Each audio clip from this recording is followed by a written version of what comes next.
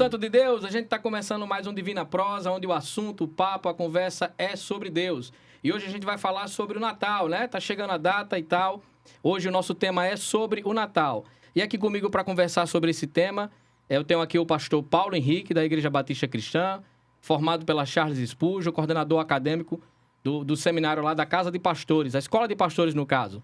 E também Jefferson, ele é professor da Escola Bíblica lá do Santarém, seminarista e servo de Deus, né? Eu queria que vocês se apresentassem para falar um pouco mais sobre vocês, que vocês sabem mais do que eu sobre vocês, né?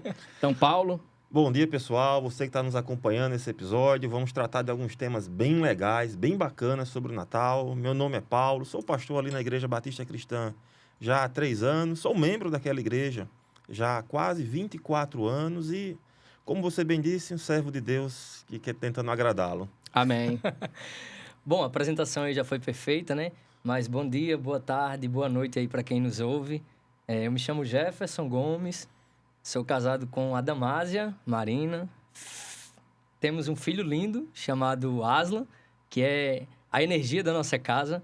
Como o pastor Hugo disse, nós estamos servindo ao corpo de Cristo ali na Igreja Batista de Santarém, junto com o pastor Eliabe já há alguns anos. Inclusive, quando eu cheguei lá, o pastor Hugo também era membro da igreja, então servimos durante um tempo juntos ali.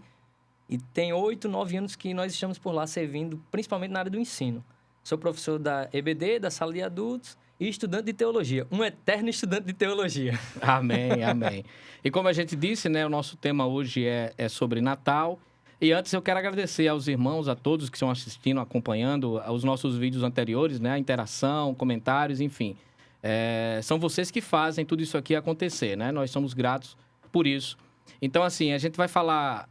Hoje o nosso tema é sobre o Natal, né? Um especial de Natal. Então, para a gente já começar, já largar, eu gostaria de saber de vocês, assim, o significado do Natal, né? Que a gente escuta muita coisa sobre Natal. O Natal parece que é uma festa para trocar presente, para comer, amigo secreto, inimigo secreto, aquela coisa, né? É verdade. Como é que é o Natal? O que é o Natal? É só uma data mesmo e vamos embora? O Natal, assim, de longe, é a festa mais celebrada no Ocidente. Sim. Longe, de longe. Então, você vê o mundo, todo mundo ocidental, todo mundo cristão, ele para celebrar o Natal. Por mais, né, que você tenha muitas festividades, você tem muita troca de presentes, você tem um comércio muito grande, você tem muitas ações que apontam para coisas que não agradam a Deus, como glutonaria, bebedice, tudo isso, mas o Natal, sobretudo, é uma festa sobre Cristo. Sim, sim. Sobre o nascimento de Jesus. Por mais que seja desfocado em alguns pontos, Por mais que volta seja e meia, volta para lá. Volta para Jesus. Paulo, quando escreve aos Gálatas, ele diz, olha, na plenitude dos tempos, Deus enviou seu Filho, Sim. nascido de mulher, nascido sob a lei. Então, por mais que seja desfocado, mas o Natal, ele fala de Jesus. Ele aponta para Jesus. Bom, eu entendo dessa perspectiva, como o pastor Paulo bem colocou. Quando nós olhamos para o Natal, nós vemos que ele representa, talvez, como o próprio pastor Paulo disse, o maior feriado cristão do nosso Ocidente. E uma coisa interessante sobre o Natal é que ele é comemorado, ele é celebrado tanto pela tradição secular, pelo mundo, como por cristãos. Então, veja a importância dessa data. Assim, quando eu olho para o Natal, já que nós estamos falando do significado do Natal e o que ele representa para nós enquanto cristãos, eu entendo assim como o Piper, pastor Paulo, pastor Hugo, que o Natal ele representa e também nos remete à salvação. Quando nós observamos, por exemplo, tem um vídeo do Piper em que ele está abordando essa questão do Natal, ele vai dizer o seguinte, eu até transcrevi aqui, ele diz, o Natal não terá o seu efeito pretendido até que sintamos desesperadamente a necessidade de um Salvador. Essa fala do Piper, ela é muito significativa. Por quê? Porque o ponto do Natal não é o Papai Noel, o ponto do Natal não é a árvore, o ponto do Natal não são os presentes, como o senhor bem pontuou. O ponto do Natal, a figura central do Natal é o nosso Salvador, é Jesus Cristo. E, em alguma medida, compreender o Natal é também compreender os fundamentos do cristianismo. E os fundamentos do cristianismo, onde é que nós encontramos? Na Bíblia. Você falou de John Piper, inclusive tem um poema dele, né? Tem um vídeo no YouTube. É um poema ali sobre o Natal. Você já viu? muito bonito e tal. Ele tem vários vídeos sobre o Mas Natal. tem um que é ele sentado lendo um poema lá, do lado da árvore e tal, não sei o quê. Bem bacana. Eu esqueci o nome agora aqui. Mas se você botar lá John Piper Natal, aparece ele, né? Ele tá parecendo até o Papai Noel. Só tá sem a barba. Então, mas espera aí. Eu não tô entendendo uma coisa. Então quer dizer que o Natal não é do cão, não? Não. Rapaz, rapaz. O primeiro Natal, conforme relatado Poxa, nas essa é uma Escrituras, coisa errada aqui. O foi Natal... algo extremamente simples, né?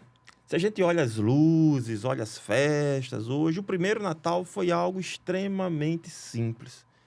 Foi o nosso Senhor Jesus Cristo assumindo a forma de servo, ali na manjedoura. E é interessante que ele não teve...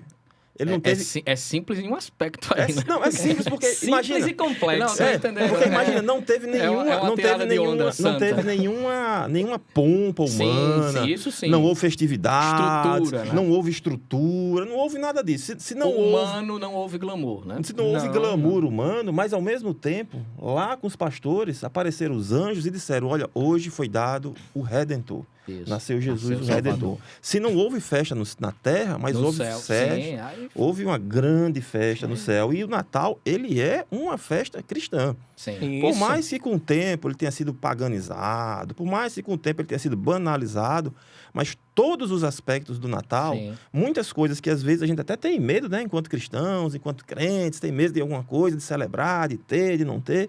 Mas tudo isso aponta para algum aspecto do nosso Senhor Jesus. Mas homens de Deus, Jesus nem nasceu no dia 24. No dia 24 ou 25, né? E agora, né? E vai comemorar uma festa dessa pagã e... Rapaz, e aí? Como é que o pessoal vê isso aí? Quando nós olhamos... Questão de árvore de Natal, de luzes, de presentes, espírito natalino, né? Em oposição ao Espírito Santo e tal. Rapaz, essa festa aí não... O ponto do Natal, que tem como figura central Cristo, é a celebração. Quando nós olhamos para as Escrituras, nós vemos que os magos do Oriente, eles deram presente ao Sim. menino que havia nascido. E o texto vai dizer que eles o adoraram. Sim. Então veja que o momento do nascimento de Cristo é marcado por celebração contemplativa, Sim. através da adoração. Realmente existe essa ideia, né, de que... É uma festa cultica. Isso. Existe essa ideia por trás da celebração natalina, do verdadeiro sentido do Natal. É de nós oferecermos ao Salvador a nossa vida, Sim. em celebração e em adoração. É claro que eu estou tirando onda aqui, brincando, mas por todas as questões que norteiam o Natal, a gente entende como o mundo gosta de tentar reescrever as coisas. Né? Verdade. Então, deu um ressignificado ao Natal, mas o crente, aquele que conhece Cristo e tal, ele olha para o Natal como o nascimento de Cristo e ponto final. Isso. E é uma data propícia porque o mundo é obrigado, entre aspas, a dar o braço a torcer em relação ao Natal. Verdade. O mundo Pode está botar- mais sensível O mundo nesse está período. mais sensível, Pode exatamente. colocar especial do Natal do Shurek, pode colocar a árvore de A Natal. música lá da Simone. Pode colocar lá Frozen de Natal, pode ser o especial que for de Natal. Mas A tem, figura central isso, tem é que Cristo. acabar indo para Jesus. Tem que acabar falando nele porque não tem como mudar, né? Ele reescreveu a história, né? No caso, né? Marcou a história. Então, Você citou dois aspectos interessantes, é legal você que está acompanhando, porque às vezes a gente tem essa dúvida, né? Mas, rapaz, teve um irmão da nossa igreja que perguntou isso. Disse, pastor, rapaz, eu estou querendo comprar uma árvore de Natal. Será que pode? Será que é pecado? Olha aí. Esse povo está botando aí. Será que eu estou botando Paganismo, um Não paganismo? é um elemento pagão, a Um gente está elemento introduzindo pagão, um elemento pagão existem- dentro dos nossos lares. Existem não? várias histórias envolvendo a Misericórdia, árvore de Jesus. Natal, né? A origem da árvore de Natal. Tem uma história que remonta lá na Turíngia, na antiga Alemanha, nos anos 700 e pouco. Um monge, São Bonifácio, se não me engano o nome dele, sim. lá no Carvalho de Tol, ele chega no momento que está tendo um sacrifício e na hora que o camarada vai lá sacrificar a criança, ele bate com um baco e quebra aquele carvalho, e quebra aquele machado. Tem que ser de criança, Tem que sacrifício, ser, né? Pra era ficar de mais- criança. Aí, e aí, no que ele quebra, as pessoas ficam esperando assim, Thor vai fazer alguma coisa, aí ele vai e derruba aquele carvalho. E toda a cidade fica esperando acontecer alguma coisa, Thor vai descer e vai punir esse camarada, e como não acontece nada, aí ele vai e prega o evangelho para aquele pessoal, né? E diz, olha, essa árvore que era símbolo de morte, levem para casa de vocês como símbolo de vida. E aí, não necessariamente era a árvore de Natal, mas você começa a ter ali um símbolo de algo diferente, do evangelho que estava chegando ali naquela região. Existe também, da época de Lutero, algumas pessoas remontam a árvore de Natal a Lutero, que Lutero estava caminhando, é até poético isso, né? Olha para as até estrelas. Bonito, olha para as estrelas, vê os pinheiros lá, todo coberto de neve. Como não tinha energia, pisca, ele botou vela, né? Botou vela, ele coloca lá uma estrelazinha simbolizando a estrela de Belém, coloca algumas folhas coloridas lá, simbolizando então, a aliança. Lutero foi um grande empreendedor, né? Foi um grande empreendedor, exatamente. Mas é interessante porque na Europa, pastor Paulo, pastor Hugo e ouvintes, esse período do Natal é um período mais escuro. E as luzes, ela tem esse... É por isso que nós precisamos olhar para o Natal e, em alguma medida, aplicar um significado espiritual. Quem foi a luz do mundo que o Evangelho, Que o Evangelho nos apresenta? Jesus Cristo. Tem toda uma simbologia que ela vai ganhando corpo com o passar do tempo. Né? Isso. Não é por acaso que nós celebramos, ou as celebrações natalinas, elas têm em seu escopo as luzes e a árvore. Elas têm um significado.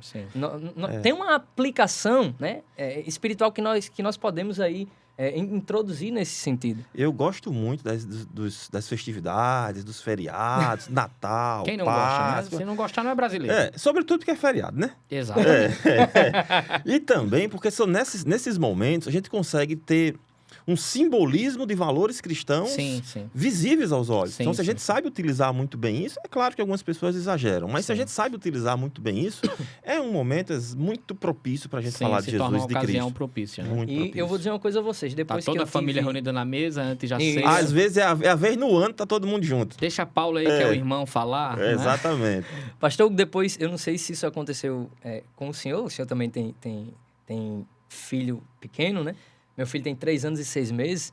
E depois do meu filho, nós aproveitamos esse ensejo natalino. Nós não tínhamos muito hábito, por exemplo, de termos árvores em casa, de construirmos árvore, né?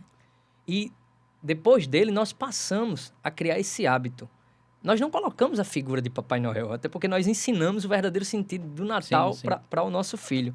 Mas nós construímos, porque nós entendemos que, a partir do nascimento do nosso filho, no Natal, nós entendemos que era um momento oportuno, propício, como o senhor falou, para nós ensinarmos sobre o verdadeiro sentido do Natal. Se torna pedagógica. Ou seja, o advento, que é aquele período que antecede o Natal, né? Os 4 domingos. Então, existe um calendário, né? Dentro das tradições litúrgicas, obviamente, e nós acabamos fazendo... eu tô falando da minha experiência pessoal, a minha família, né? Então, nós pegamos a tradição litúrgica, o calendário litúrgico, e adaptamos alguns dias para, em cada dia, nós falarmos de algum aspecto do Salvador para o nosso filho. Então, foi um momento, assim, de fortalecimento familiar. É um momento de fortalecimento familiar, de laços familiares, eu, minha esposa e meu filho. E ainda por cima de tudo isso, nós temos a oportunidade de falar sobre Cristo, falar do Evangelho. É interessante, o pastor Hugo falou, já aconteceu esse mês, já em dezembro, de 2 ocasiões, e tá com grupos de amigos, tá em celebrações, e alguém dizer, não, como é Natal, vamos ter uma palavra aqui, Paulo ali que é pastor, dá uma palavra aí, Paulo. Então, eu não precisei... É a oportunidade, você não precisa se colocar, né? A oportunidade chega para você. Então já aconteceu 2 vezes agora, no mês de dezembro, isso. Então, assim, é o que a gente está dizendo aqui, então, que, em suma, o Natal é Jesus, não é? O Natal é o nascimento de Jesus, é quando o Verbo se fez carne. E a gente começa, então, a colocar as bases da ideia que o Natal é Jesus. Então, assim, mas por que Jesus teve, então, que nascer?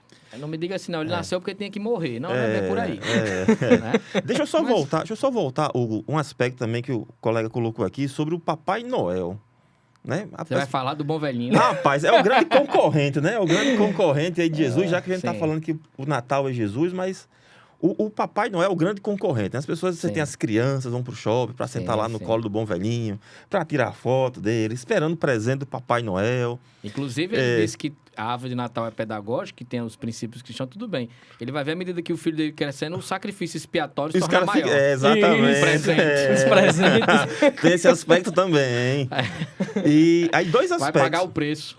Aí tem um aspecto aí do Papai Noel, porque a história do Papai Noel, inclusive a história do Papai Noel, remete a tradições cristãs. Sim. Né? Você tinha lá o Nicolau de Mirra, morava ali na Turquia, por volta do ano 280. Servo de Cristo. Servo de Cristo, o homem que era O bispo. Papai Noel é cristão, então? Você está dizendo isso? Olha aí. Um cara que tinha dinheiro, tinha posses, e ele saía à noite distribuindo presentes às crianças pobres. Aí você vê a ironia, né? Hoje é só para crianças ricas. É para os ricos. E os presentes eram dados. Hoje eles são comprados. São comprados. Eram dados aos pobres. E hoje é só os ricos que têm acesso. Por isso que é importante também, outro elemento importante no Natal, os presentes também são importantes. O colega colocou aqui dos reis, dos magos que trouxeram os presentes, depositaram os presentes, adoraram ao Senhor ali contemplativamente. E é importante, às vezes as pessoas dizem assim, não, eu não vou dar presente não, porque é Natal e tal, aquela coisa toda, mas também dá no ano todo, né? Sim. E presente não tem a ver com valor. Não. Presente tem a ver com intenção. Isso. Presente tem a ver, poxa, eu me preocupei com o Hugo, eu quero trazer uma lembrança para o Hugo, às vezes uma caneta, sei lá, qualquer coisa. É um presente que está mostrando a sua intenção de... Inclusive, ainda está em tempo de vocês me presentarem. Olha aí. Então, então, tem esse aspecto também do Natal, todo ele aponta para Jesus. Esse Jesus que nasceu, esse Jesus que viveu entre nós, que encarnou, voltando para a sua fala. A gente sabe todas as questões teológicas de Cristo e tudo mais, mas acho que a palavra presente é uma boa palavra para descrevê-lo, né? Ele é um dom. O presente, o presente que Deus nos deu, né? É o nosso Senhor Jesus, né? Pastor, deixa eu só fazer um ponto sobre isso que o pastor Paulo disse, porque é importante. A questão das tradições natalinas, né? Quando nós olhamos para alguns cristãos que celebram, mas que celebram entre aspas, né? Em alguma medida perderam de vista esse verdadeiro sentido do Natal, que o verdadeiro sentido do Natal é para o que ele aponta. Para o que ele aponta. Ou seja, a figura central, que é Jesus Cristo. Não é ele em si mesmo. Não. O Natal em si, ele não tem valor algum, mas sim para o que ele aponta. Sim. Que é para a figura de Cristo, que nasceu, que encarnou. Então, veja, quando nós perdemos de vista esse verdadeiro sentido do Natal, que é a figura de Cristo, a consequência natural é estarmos completamente envolvidos com esses elementos das tradições seculares, como ele disse. Por isso que o presente já perdeu o sentido, né? Ele passou a ter preço, não valor. Não valor. Sim. Então, o Natal passou a ser um feriado para o pessoal comer e não trabalhar. Exatamente. É tanto que esse ano... Tradição Esse ano vai ser até mais triste, porque ele caiu no domingo, né, cara? O pessoal tá muito triste que o Natal... Então, eu diria que nessas circunstâncias, né, precisamos rever de fato a nossa postura em relação à celebração natalina. Sim. Porque nós precisamos para olhar para essa nossa postura e nos perguntarmos, será que de fato que o Natal é isso? Nós deixamos elementos do mundo, elementos seculares... serem introduzidos nas nossas celebrações, ou seja, as músicas do mundo... A gente perdeu a mão em relação ao Natal e acabou entregando ele. Isso, o Natal, ele perdeu suas origens cristãs. Isso, para que fizessem o que quiser com ele. Tem um livro, né? O Natal Escondido. O Natal Escondido. O Natal, ele perdeu o seu sentido. Ele ficou oculto dentro de algumas celebrações cristãs. E ele está fazendo uma crítica justamente ao cristão americano, que abraçou essas tradições, esses elementos seculares dentro da celebração natalina e acabou que o Natal ele perdeu o seu valor, ele perdeu o seu sentido. Mas quando o nosso foco, né, para me concluir aqui a minha fala, mas quando o nosso foco é celebrar o Natal de uma maneira sedimentada, perspectiva, consciência e uma maturidade teológica do que de fato significa o Natal, pondo nessas categorias, eu diria sim, que é plenamente compatível com a fé evangélica. Sim. Nós celebrarmos o Natal. Inclusive, muitas tradições protestantes a celebram. Sim. Isso.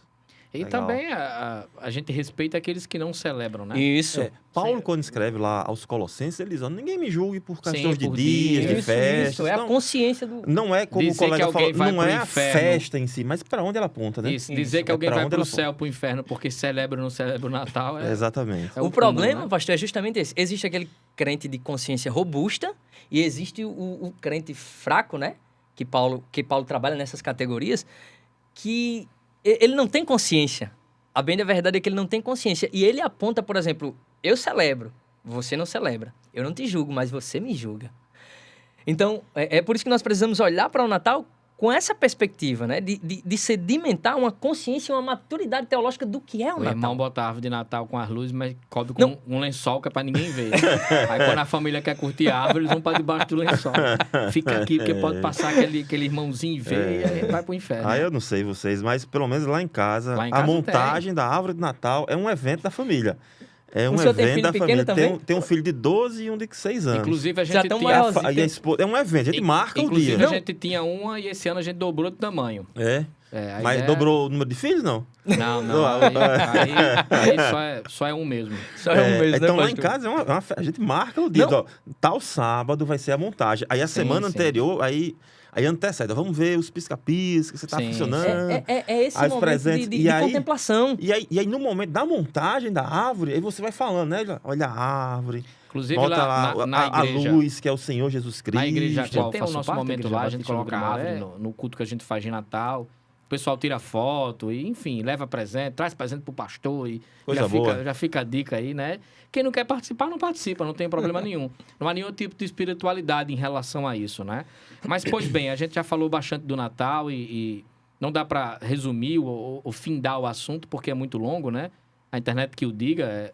Então, mas vamos pro que interessa de fato, né? A gente está pontuando que o Natal é Cristo, que o Natal é o nascimento de Jesus. Então, assim, qual é o significado, o propósito, o porquê, digamos assim, Jesus teve que nascer, né? E habitar entre nós. Teve que nascer como uma criança, tudo mais e tal. Por que ele não vem logo como... Eu digo nascer como uma criança porque, assim, por que ele não vem logo como adulto?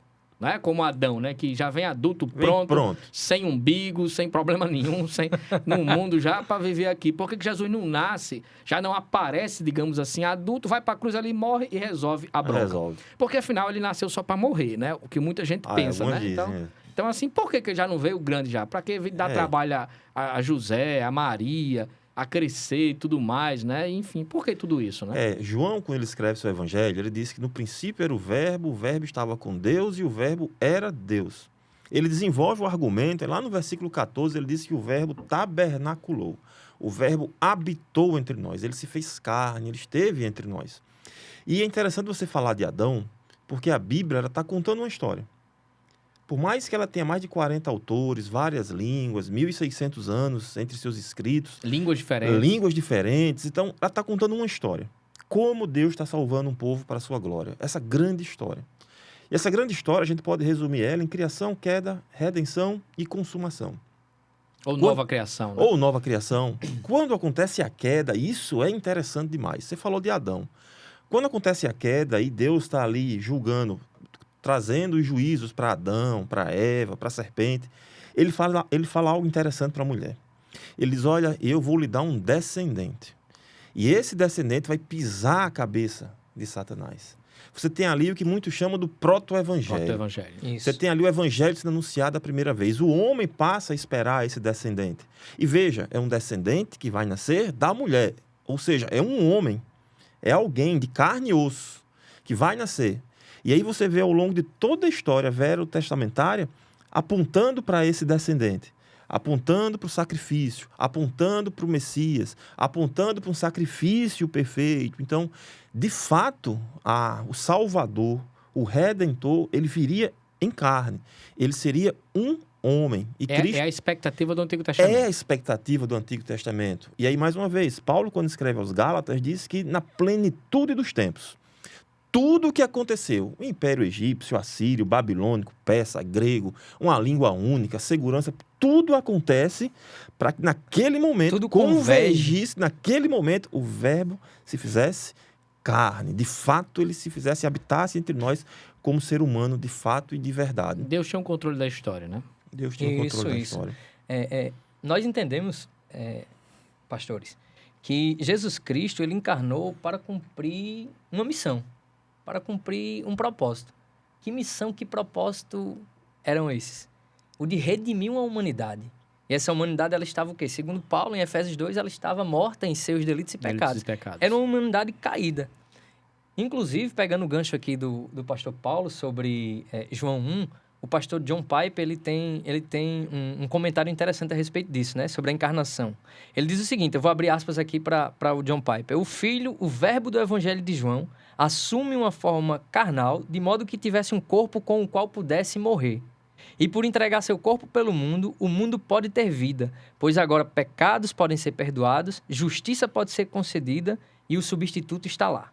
E pela fé nele, ou seja, por simbolicamente nos alimentarmos dele, ele se torna nosso tesouro, nosso alimento, nossa vida. Sua vida agora está em nós, nossos pecados perdoados e temos alegria eterna com ele. Isso é ou não é fantástico?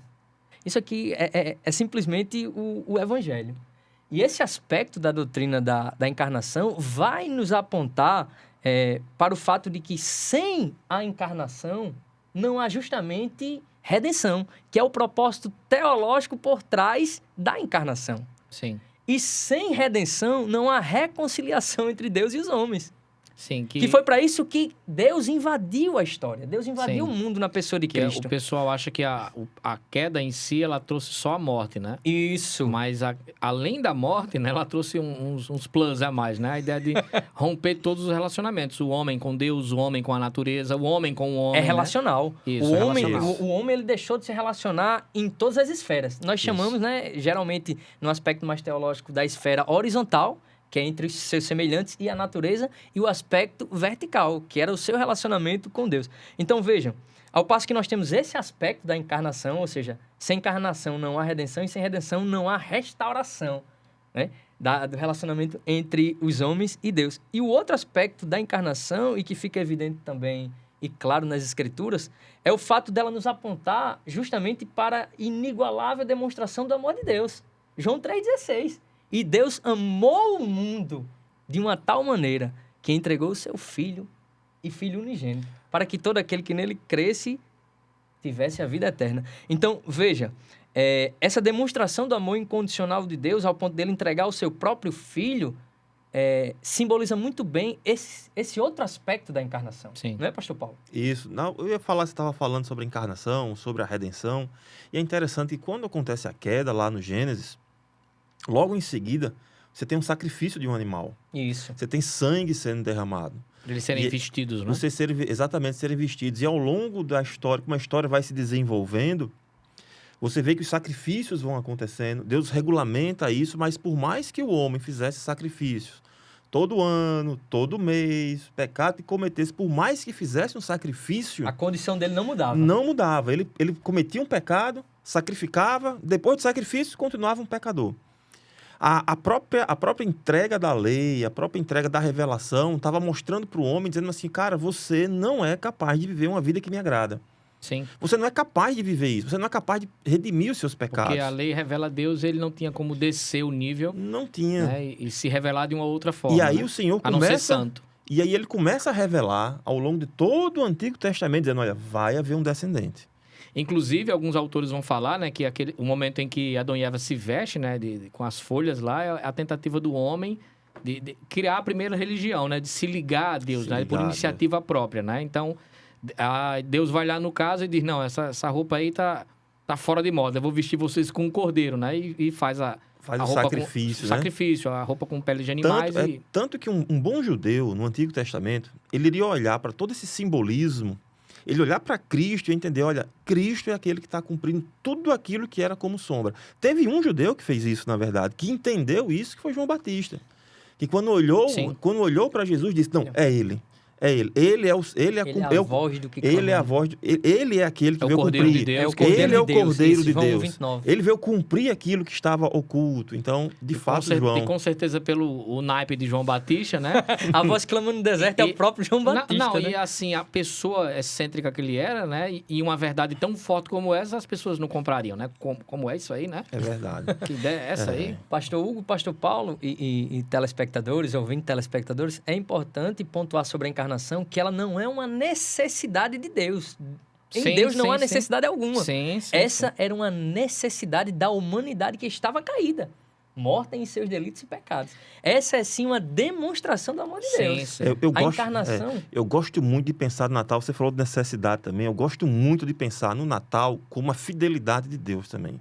Sim. Deus ele é fiel, sobretudo a si mesmo. A si mesmo. Sobretudo a si mesmo. E lá no Éden ele disse, eu vou trazer um descendente.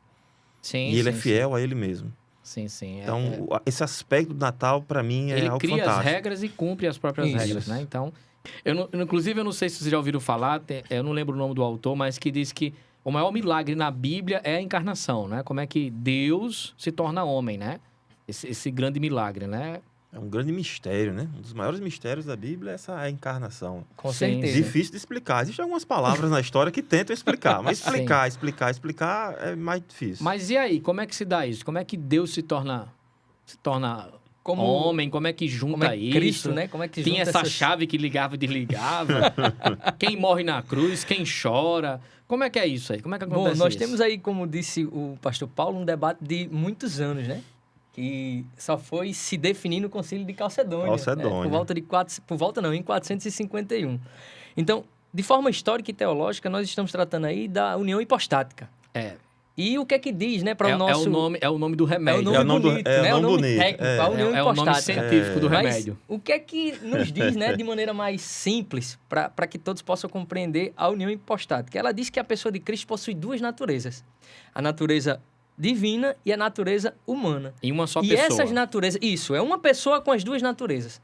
E detalhe, essas naturezas não se misturam, elas não se confundem, elas permanecem separadas, mas coexistem. E aí é o mistério. Elas coexistem em perfeita harmonia e unidade. Ou seja, ela é 100% homem Isso. e 100% Deus. Isso significa E dizer somando que os dois dá 100%, continua dando 100%. ele Não não, dá é 200%. como Não alguns, dá 200%. que era um grande problema no início da história da igreja. Alguns entendiam que ele era uma mistura de Deus e homem, ou que ele era um homem que se tornou Deus. Não é nenhuma coisa nem outra. Aí vem essa pergunta que o Senhor disse, né? Como é que as duas naturezas coexistem? A humana e a divina. É um mistério que não compreendemos. O Berkoff, pastor Paulo, vai dizer o seguinte na sua sistemática. Ele diz, e a igreja aceitou a doutrina das duas naturezas numa pessoa, não porque tivesse completa compreensão do mistério, mas porque viu claramente nela um mistério revelado pela palavra de Deus. Para a igreja, ela foi e continua sendo sempre um artigo de fé, muito acima da compreensão humana. Então, veja. É, porque tem coisas na teologia que nos é dado para crer. Isso. Isso. É como a eleição, a própria eleição, questão do livre-arbítrio do homem e a Responsabilidade soberania de humana Deus. e soberania de Isso. Deus. Então, Então, veja, embora nós entendamos que as duas naturezas coexistem em perfeita harmonia, nós não sabemos como se dá esse processo. E é o grande mistério. porque E a própria igreja definiu como um mistério. Definiu aceitou como mistério. como um mistério. O Deus não tem como morrer, mas Jesus morre. Isso. É importante ficar claro que é uma pessoa. Isso, Isso. uma pessoa, Duas naturezas. Não E aí são tem duas aí pessoas. outro aspecto importante, que às vezes a gente passa desapercebido com relação a isso. Cristo, ele assumiu a natureza humana. A natureza humana foi acrescentada à natureza divina na encarnação. E a gente costuma dizer, acho que inclusive a gente usou esse tempo verbal aqui hoje. Cristo, ele assumiu, ele Isso. foi. Ele foi, não, ele é. Ele é. Ele está no Hoje céu existe em um sempre. homem no céu. Isso, Existe um homem sim. com um corpo no céu. Depois da sua encarnação e morte, ele ele- volta para o céu diferente de quando Isso. ele veio para cá. Exato. O Paulo disse, são as primícias. Ele foi aquele Isso. primeiro que recebeu o corpo. Então, Ele dá início a uma nova humanidade. Dá né? início a uma Isso, nova é o humanidade. primeiro, Bem isso. é o Em primeiro Romanos da 5. nova criação, no caso. o Natal também aponta para isso. Além da encarnação, para o nascimento também de uma nova humanidade. Porque agora Deus, ele é homem. Existe um probleminha aqui, né? Mas peraí, você vai dizer seu problema aí. Pode ser que seja o mesmo que o meu, né? É. Então a gente bota para Paulo responder. Não. Vamos lá. Mas peraí, se Jesus era 100% homem, 100% Deus, a gente vai ouvir falar de uma história de se esvaziar, né? Se Eita. esvaziou. O pessoal canta isso, fala isso. Como é que aconteceu isso? Ele perdeu seus poderes, ele deixou de ser Deus. Ele disse assim, Deus, tá aqui, ó, meus poderes. Tá aqui, guarda Vou aí. abandoná-los temporariamente. Guarda aí né? no céu, bota o Espírito Santo para guardar, que eu confio nele. Quando eu voltar, eu assumo aí meus poderes. Como é que é isso, hein? Assim, é a teoria kenótica, né? Que a gente chama. Kenosis. Ela foi a kenosis. a Mais teoria um nome científico. kenótica. Isso. Bota outro remédio aí. O que é a kenosis, né? Sim, o sim. auto-esvaziar-se. O Sim. que significa isso e, historicamente, onde é que nós podemos localizá-la? Isso começou no século XIX, olha só, por incrível que pareça. É algo Isso recente. começou, algo recente, com os teólogos alemães. Historicamente recente. No século XX, obviamente, encontrou um certo reduto entre alguns eruditos ingleses Mas o que essa teoria dizia? Assim, eu vou tentar simplificar para que o nosso público e nós possamos debater de maneira mais simples. Fala. Essa teoria diz respeito a que Cristo, em alguma medida, abandonou os seus atributos divinos temporariamente. Aí a pergunta que nós podemos fazer, Deus abandona os seus atributos? Ele pode, como o pastor Hugo, pegar os seus atributos divinos, que são inerentes a ele, são atributos inerentes, não são externos a ele, são inerentes a ele e colocá-los de lado enquanto ele havia assumido a sua forma de servo? Nós entendemos que não. A igreja, a ampla tradição teológica e as próprias escrituras entendem que não. E o próprio apóstolo Paulo, em Filipenses 2, 7, que é de onde se inicia toda essa discussão, o próprio contexto da carta de Filipenses vai nos apontar que o esvaziamento não é Cristo abandonar os seus atributos, mas é o fato dele ter assumido a sua forma de servo para se tornar semelhante eu vi uma vez aos homens. Granconato falar isso, que o esvaziamento é simples de entender, ele se tornar homem. Isso. Humilhar-se, Jesus se humilhou e assumiu forma humana. Isso. A humilhação já é se tornar homem, já é vir para essa terra caída, já é viver entre nós. Esse aspecto é importante. Esvaziar-se é tornar-se homem. Tornar-se homem. É como se ele descesse uma categoria, digamos assim. É o estado... Assim. Na realidade, na teologia... A gente sempre pensa nessa questão da humilhação, a gente sempre fala muito da humilhação na época da Páscoa, né? Sim. Sacrifício, cruz. Mas a encarnação, é a humilhação. Esse kenosis, quando a gente lê o texto lá em Filipenses, eu até abri ele aqui, porque é importante. O contexto ali que ele está falando são de pessoas que estavam olhando para si mesmas, pessoas que estavam em si mesmadas, buscando algum proveito próprio. A igreja de Filipenses... Faça como Cristo, não busque só os seus interesses. Isso, exatamente. Né? A igreja de Filipos, apesar de ser uma igreja que investia muito externamente, mas internamente era uma igreja muito, ao que parece, uma igreja muito vaidosa. E aí Paulo está falando sobre isso. Aí no verso 5 ele diz: tenham em vocês o mesmo modo de pensar, o mesmo modo de agir de Cristo Jesus, que mesmo existindo em forma de Deus, não considerou como usurpação o ser igual a Deus. Então ele disse, não, isso é meu, eu não abro mão e eu tenho que ser assim, eu tenho que descer assim, não. Mas o esvaziamento fala muito mais do que Cristo fez do que daquilo que ele é. É muito mais uma ação que ele fez do que, de fato, aquilo que ele é. Uma questão desses atributos que, assim, vamos falar de uma maneira mais simples para o pessoal entender, né? Assim, a questão se Jesus ele mantia os seus poderes divinos, né? Ele não tem como deixar de ser Deus, né? Agora, o que a gente entende é que ele estava cumprindo uma agenda de Deus. Uhum. Não é que aquilo que ele fazia era contra a vontade de Deus. Deus disse, eu quero isso aqui para você. E ele disse, não, isso aqui eu não quero. Mas você vai fazer. Eles estão sempre em harmonia, né? Mas ali era um plano de Deus que tinha uma forma, digamos assim, né? Um modo que Jesus deveria agir no seu ministério terreno. E esse modo era de servo. Isso. E o texto ele precisava assumir essa até a morte. Ele precisava assumir essa forma. Ele não podia, abandonou o seu status de glória para assumir a forma de servo, o status de humilhação, e assim se identificar... Humilhação quer se tornar homem. Se identificar homem, conosco, né? Se identificar conosco. Então, olha... Então, Jesus ele não abandonou seus atributos. Os poderes dele para fazer mesa, não? Paulo nem trata disso em Filipenses.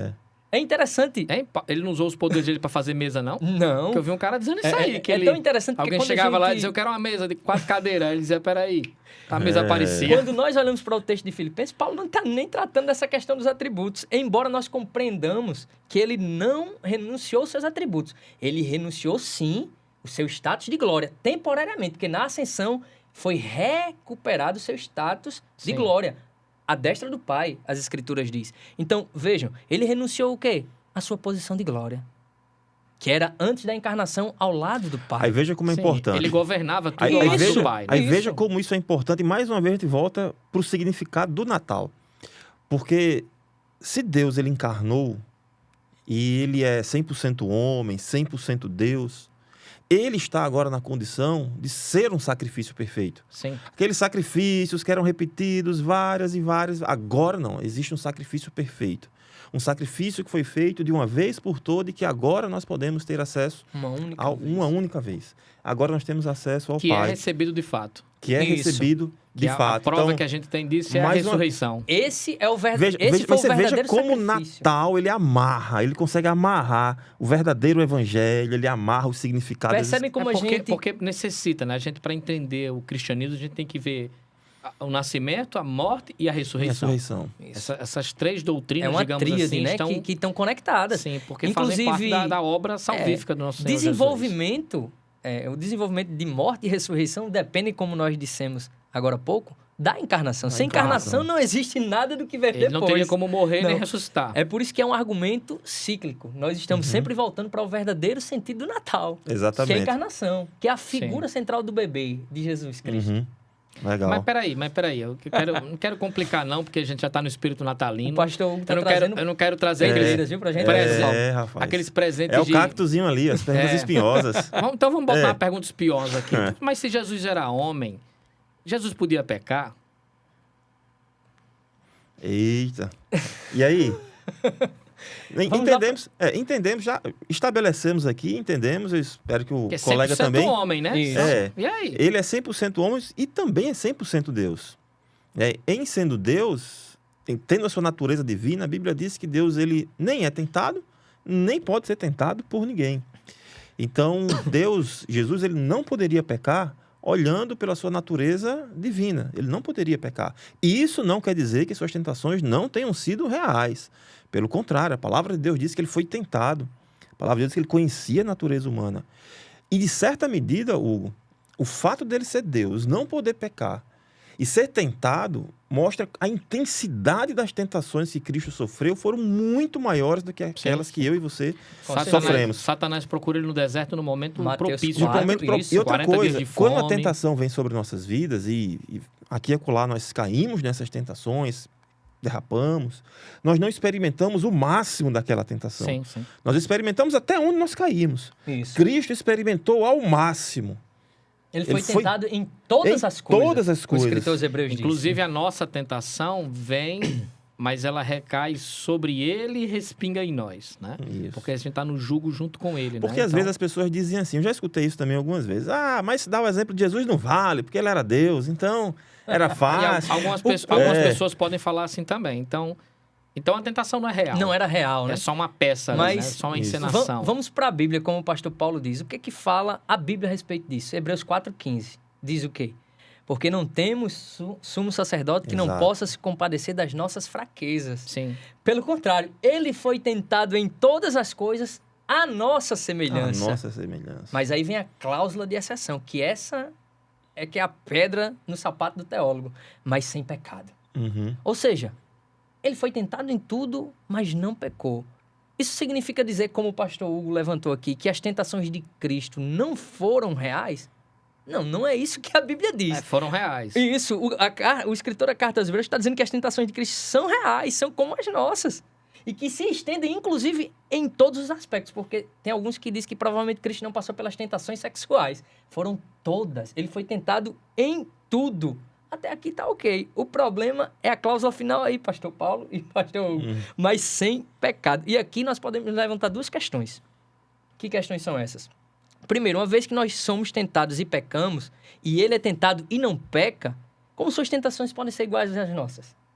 Uma segunda questão que a gente pode levantar, né? E se ele não tinha a mesma tendência ao pecado que nós temos, porque é intrínseco a nós, a tendência, a nossa natureza pecaminosa nos leva a pecar. Então, se ele não tinha essa tendência, como o pastor Hugo bem levantou, será que, de fato, essas tentações eram reais de Cristo? Nós entendemos que sim, porque a Bíblia afirma que sim. Então, em que sentido as tentações de Cristo talvez divirjam das nossas? Quando nós olhamos para a concepção virginal de Jesus, ou seja, como ele foi concebido, nós vemos que ele foi concebido de maneira sobrenatural. Ele foi preservado, ele não foi gerado pelo homem, ele foi gerado por Deus. A Bíblia diz que foi o Espírito Santo. Mas nasce como homem. Nasce como homem, mas gerado por Deus, pelo Espírito Santo. Sim. Isso implica dizer que ele estava livre da culpa de quem? Do pecado. Que nós herdamos de Adão. De Adão. Ele não herdou. É por isso que ele é o novo Adão e dá início a uma nova humanidade. Então, nós entendemos que, de fato, Cristo ele foi provado e tentado em todas as coisas. Rapidinho, a importância então, do nascimento virginal é que ele cumpre as etapas como um ser humano e nasce como um ser humano como qualquer outro. Isso, como qualquer outro. Sendo gerado pelo Espírito. A concepção foi sobrenatural. Diferente. A concepção foi sobrenatural. Mas o processo de crescimento, de nascimento e desenvolvimento de Cristo foi natural como todos os homens. Há um paralelo aí muito interessante em relação às Escrituras. Porque as Escrituras são o homem que escreve, tem intervenção do Espírito Santo, se torna divina. Jesus Cristo é formado por uma mulher, mas tem a intervenção do Espírito Santo, nasce divino. Né? Então, você vê uma semelhança das Escrituras com o próprio Jesus, né? Que há a interação do homem, mas a ação do Santo Espírito para gerar algo que é divino. Não é? Isso. Então, embora ele fosse homem, ele nunca pecou, é o que a Bíblia diz. E nós subscrevemos com a prova que ele não pecou, o sacrifício ser aceito. Ser aceito. De um cordeiro sem defeito e sem mácula. Ter ressuscitado, né? Também é a prova que o sacrifício foi aceito. É o que nós chamamos, né? A gente vai usar o termo técnico, mas é o que nós acabamos de explicar aqui. É a impecabilidade de Cristo. Sim. Então, eu entendo que ele não poderia pecar. Sim. Para ser o sacrifício perfeito, ele precisava ser aquele que, livre do pecado de Adão, embora tentado em tudo, resistisse. Ou seja, a tentação de Cristo era extrínseca a ele e não intrínseca. Sim. Porque quando a gente vê a história, o enredo da salvação, como a gente disse, né? A gente vê que Jesus ele vai cumprindo etapas que o povo de Israel não cumpriu, que Adão não cumpriu. A gente vê toda uma encenação, digamos assim, de momentos cruciais no enredo da salvação que o povo não pôde cumprir por ser pecador. Isso. Por estar aquém de muitas coisas em relação a Deus. A própria aprovação dele no deserto é Israel peregrinando 40 anos, né? Ele é tentado no jardim. Ele é tentado no jardim. Como é quase Adão, uma repetição, uma reescrição. Só que agora ele vai fazendo da forma correta. Da forma correta. Sem pecado. É o Israel que deu certo. É o Adão perfeito. Exatamente. Exatamente. Então vai reescrevendo, digamos assim, divinamente a história, né? E colocando realmente as coisas no seu lugar. Beleza. Então assim, a gente tá falando do Natal, da questão do nascimento de Cristo, das duas naturezas, que é 100% homem, 100% Deus. E continua 100%, do nascimento virginal, que ele foi tentado, mas não pecou, de que ele reescreve, digamos, a história sendo o perfeito Israel, o perfeito Adão, passa por todo esse processo, morre numa cruz, ressuscita. A gente entende toda a história, né? E a gente vê que é muito rica em detalhes, né? A Bíblia tem muitos detalhes em relação a isso. Mas como é que a gente pega toda essa história desse ponto, né? Do tamanho dessa história, no caso, e vai comunicar na ceia de Natal, né? Se a gente bota Jefferson, né, para fazer a oração da ceia, chega no Ano Novo e não tem terminado. Né? Então, pode ser até como Estevão, né? Que acredito que ele foi morto, porque o discurso estava muito longo. Disseram, o único jeito de parar esse discurso vai ser matando o camarada. Mata o pregador para ir para casa. Então, assim, aí, como é que a gente torna palatável, né? Como é que a gente pega esse discurso todo, toda essa história que é rica, que não tem como explicar em um diálogo, óbvio, mas a gente tem que partir de uma vertente, né? Mas a Bíblia fala que todos nós somos chamados para vivermos uma vida que agrada a Deus, para glorificá-lo em seu nome em qualquer momento. E o Natal é um momento desse. Veja, tudo que nós falamos aqui, todos os simbolismos que existem no Natal, você não precisa explicar de forma complicada, difícil, derramando a sua verborragia toda, suas palavras difíceis. Mas é um Natal onde o Natal é um momento que as pessoas estão mais propícias. Sim. Estão com o coração mais alegre. O espírito natalino. O espírito natalino, exatamente. Esqueceram de mim. É um excelente momento para você falar do aspecto gracioso do Senhor, da bondade do Senhor, da misericórdia dele, da fidelidade dele. Então, são momentos, eu costumo dizer que no Natal é um excelente momento para você expressar Cristo através da sua vida.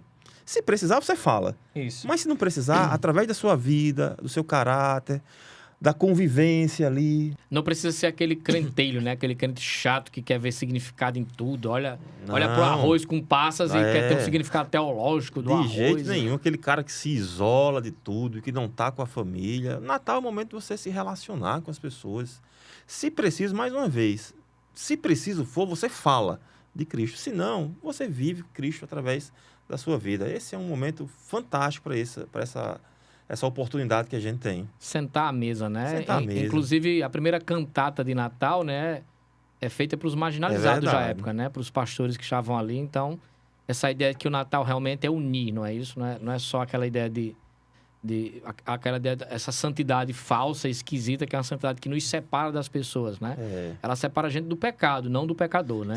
Aquelas missas antigamente, que o camarada entrava cantando, aquelas coisa muito formal, né? Muito formal. Vida simples. Eu costumo dizer, o Sim, Natal é esse excelente sim. momento de ter uma vida simples, sentar com as pessoas, conversar, Sim. sorrir, se divertir, brincar, comer. Porque no Natal... Come no Natal, o que sobrar come no outro dia, Isso, e assim vai. Por isso que ele foi colocado perto um do outro. É. E aí, Jefferson, como é que a gente transmite a ideia do Natal? Sendo simples assim, Simples, Sim. usando o bom senso e o respeito.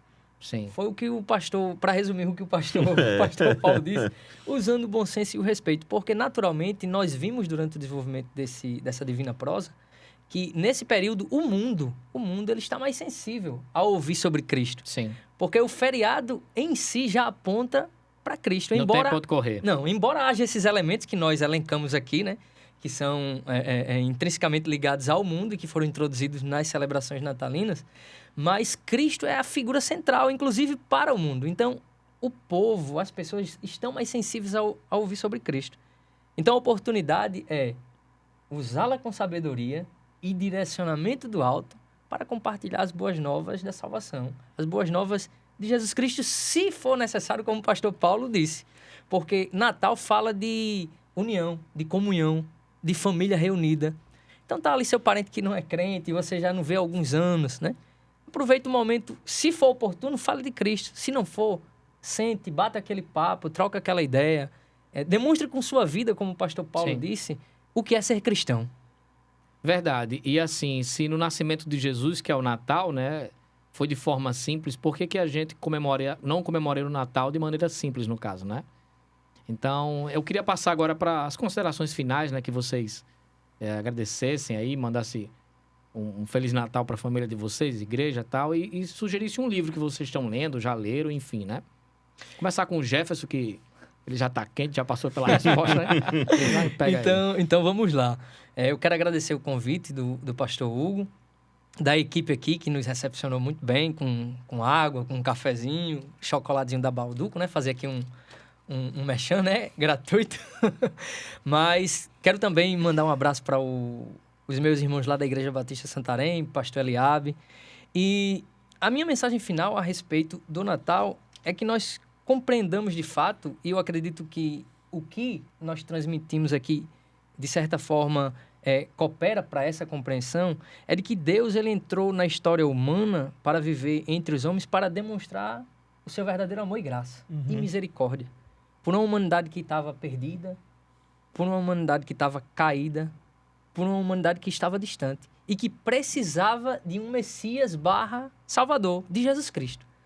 Então, a minha mensagem simples e pura é de que Deus nos presenteou com o maior dos seus dons, ou o maior dos seus presentes, a redundância, que foi Jesus Cristo. Amém. Dito isso, o livro que eu indicaria, né, que é um livro que eu já li, tive que dar uma revisada, até para trazer alguns pontos dele para o nosso bate-papo aqui, é o do Tim Keller, o Natal Escondido. Natal Escondido. É um livro da Vida Nova. Eu não sei se a Vida Nova continua publicando, mas encontra aí na internet facilmente. E tem um outro, de uma perspectiva mais histórica, né? Que é Natal, a História Original, da Margaret Barker. Então, esses dois, tem outros, mas esses dois especialmente dá para ter uma boa compreensão do verdadeiro sentido do Natal, nas suas bases teológicas, o do Keller, e nas suas bases históricas, da Margaret. Isso aí, legal, Paulo. Bacana. Queria agradecer também a equipe, pastor Hugo, a equipe toda de produção, a equipe que nos recebeu aqui. Foi um bate-papo muito legal, muito bacana. A gente conseguiu passar aqui por vários aspectos que envolvem o Natal, né? Queria deixar um abraço também para os irmãos da Igreja Batista Cristã, a igreja na qual eu sou pastor, reverendo, pastor Sandro, para todo mundo assistir, curtir, compartilhar. E dá o presente do pastor. Olha aí, falando de Natal aqui. E pro seminarista aqui, vai ter presente. Então aí... Não dá tantos presentes assim, mas dá metade. Mas pensando numa mensagem final com relação ao Natal, né? Eu acho que o Natal ele fala muito assim, olha, o que o homem não podia fazer, Deus fez. Isso. Aquilo que vocês não conseguiam se salvar, vocês não conseguiam criar a salvação por vocês, remissão, eu fiz isso por vocês. Então, um momento de muita alegria, momento de esperança, momento de fidelidade, momento de felicidade. Então, acho que o Natal, eu acho que essa época do ano que proporciona isso para a gente. Então, Sim. você que está nos ouvindo, está nos escutando, está assistindo, quando que estiver assistindo, se estiver perto do Natal, legal. Se não tiver, mas você pode aplicar isso para a sua vida também. Tenha esse momento de alegria, de felicidade, esteja com seus familiares, com seus amigos. Fale de Cristo, viva Cristo para as pessoas. É um momento propício para isso. Então, pastor... Faça Natal o ano todo, né? Faça de Natal o ano Isso. todo. Então, acho que muito bacana. Se tem um livro que eu poderia indicar, eu estou lendo agora, é um box de livros de ficção do Emílio Garofalo, Sim. que é muito legal, muito bacana. Inclusive, uma das histórias lá é sobre o Natal. Então, vale a pena. Você consegue encontrar ele aí nas lojas Livrinhos aí. curtos, né? Livrinhos De uma sentada curtos. De só uma senta. sentada você Sentou, lê. pegou, leu. Muito bom. E também, aí um que não tem muito a ver com o Natal, mas vai edificar muito a sua vida. Leia o livro do Sadhu Sudacin, que é o apóstolo dos pés sangrentos. Sim. Você tem que ler, você não pode falar igual o Jonas Madureira. Você não pode passar dessa vida para outra sem ler esse livro. Leia o Apóstolo dos Pés Sangrentos. É um livro curtinho também. Você vai ver a história do Sadhu Sudacin, que você vai ver como muita coisa lá também remete a alguns aspectos do Natal. Então, é isso e muito obrigado, pastor. Eu agradeço a presença dos dois aqui. Deus abençoe vocês, a família de vocês, a igreja a qual vocês fazem parte. A gente agradece ao Estúdio Garage, né? Que aqui a gente pode gravar o nosso conteúdo, produzir nosso conteúdo. Você quer também produzir seu conteúdo? Vem para cá. E pedir a todos que nos acompanham que se inscrevam no canal, deixe lá o comentário, o like. E acompanhe nossas redes sociais, né? O Divina Prosa no Instagram. E lá a gente vai disponibilizar temas para você votar e tal. E você também vai lá e sugere um tema que você quer ver aqui. Lembrando que a gente já está se preparando para o próximo ano. A gente vai falar sobre livre-arbítrio, sobre perseverança dos santos, louvor na igreja. A gente vai trazer muitos temas bacanas para nossa mesa aqui, para nossa Divina Prosa. Então é isso. Se inscreve, manda o vídeo para alguém que você... Se você gostou, manda para quem você gosta. Se não gostou, manda para quem você não gosta. Você faz do vídeo um amigo secreto e um inimigo secreto, né? Envia pro pessoal, curte, deixa like, deixa seu comentário, se inscreve no canal. E que Deus abençoe você, sua casa, sua família. E um Feliz Natal a todos. O Natal é o nosso Senhor Jesus. Amém. Amém. Amém.